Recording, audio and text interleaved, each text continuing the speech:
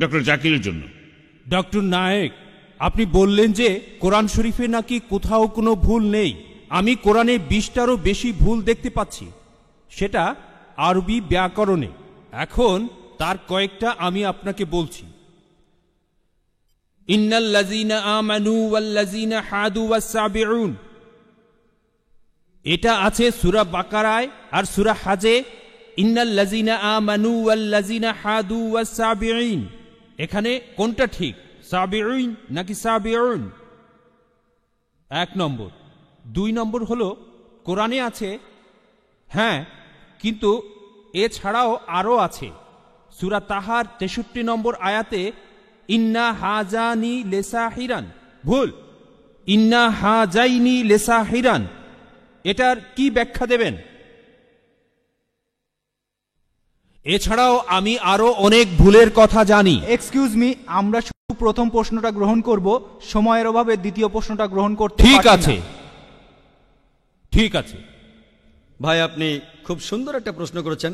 আমি আরেকটু সহযোগিতা করতে চাই যে হ্যাঁ, আপনি সবগুলো ব্যাকরণগত ভুলের কথাই বলেন। আর আপনার হাতের বইটা লিখেছেন আব্দুল ফাদি। আব্দুল ফাদি ঠিক, ইজ দ্য কোরআন ইনফেলেবল। আমিও দেখতে পাচ্ছি, হ্যাঁ আলহামদুলিল্লাহ, আমি ভালোই দেখতে পাই।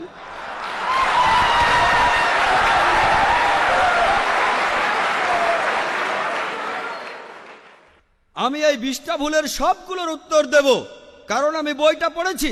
আমি সবগুলোর উত্তর দেবো ইনশাল্লাহ, ইনশাল্লাহ। 1 নম্বর পয়েন্ট ভাই, 1 নম্বর পয়েন্ট, এখানে 1 নম্বর পয়েন্ট হলো যে আরবির সব ব্যাকরণ এসেছে কোরআন থেকে। কোরআন হলো সর্বোচ্চ আরবি বই, যে বইটাতে সবচেয়ে উঁচু মানের সাহিত্য আছে। আরবি ভাষার সব ব্যাকরণ এসেছে কোরআন থেকেই। কোরআন হলো ব্যাকরণের মূল গ্রন্থ, আর কোরআন যেহেতু ব্যাকরণের মূল গ্রন্থ এবং সব ব্যাকরণে এসেছে কোরআন থেকে, কোরআনে কোনো ভুল থাকতে পারে না। 1 নম্বর পয়েন্ট। 2 নম্বর পয়েন্ট, 2 নম্বর পয়েন্ট, 2 নম্বর পয়েন্ট। ব্যাপারটা এরকম যে আপনি একটা রুলার নিলেন আর সেই রুলারের গায়ে দাগ কাটা আছে, তারপর বললেন যে মাপটা ভুল হয়েছে। এটা বেশ অযৌক্তিক। 2 নম্বর পয়েন্ট, আরবে বিভিন্ন আলাদা আলাদা গোত্রে, আপনি যদি আরবি জানেন, আর ডক্টর উইলিয়াম ক্যাম্বেল আমার সাথে একমত হবেন যে আরবের গোত্রগুলোর মধ্যে ব্যাকরণ মাঝে মধ্যে বদলে যায়। কিছু কিছু আরবীয় গোত্রে যে শব্দটা স্ত্রীবাচক, অন্য আরেক গোত্রে সেটাই পুরুষবাচক।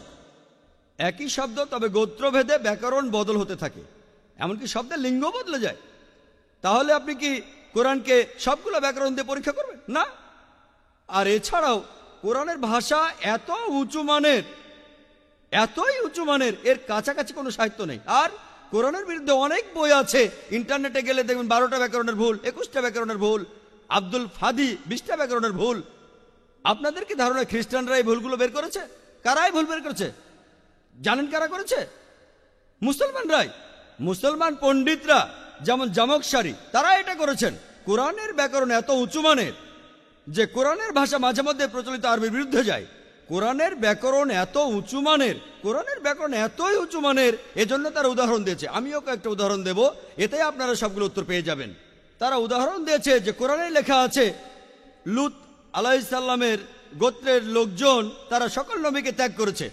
বলা আছে সব নবীকে তারা বর্জন করেছে। ডক্টর উইলিয়াম ক্যাম্বেল বললেন যে নূহ নবীর গোত্রের লোকজন তারা নবীদের ত্যাগ করেছে। আমরা ইতিহাস থেকে জানি যে মাত্র একজন নবীকে তাদের কাছে পাঠানো হয়েছিল। তাহলে এখানেও ব্যাকরণের ভুল আছে। কোরআনে বলা উচিত ছিল একজন নবীর কথা, বহুবচন না।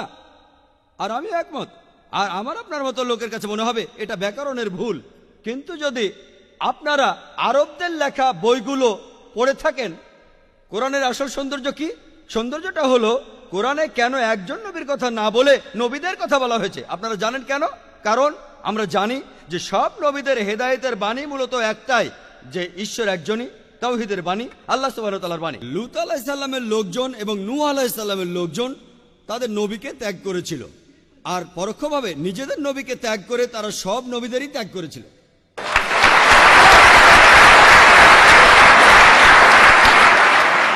সৌন্দর্যটা দেখেন, ভাষার অলংকার দেখেন, আলহামদুলিল্লাহ।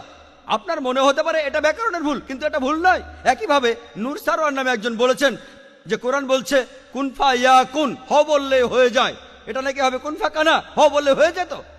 হ্যাঁ, আরবির পাস্ট টেন্সে কুনফা কানা, কুন ফায়াকুন নয়, কিন্তু কুন ফায়াকুন আরো উঁচু মানের। বলা আছে আল্লাহ তিনি ছিলেন, আছেন আর থাকবেন, অতীত বর্তমান ভবিষ্যৎ। Thank you doctor Naik.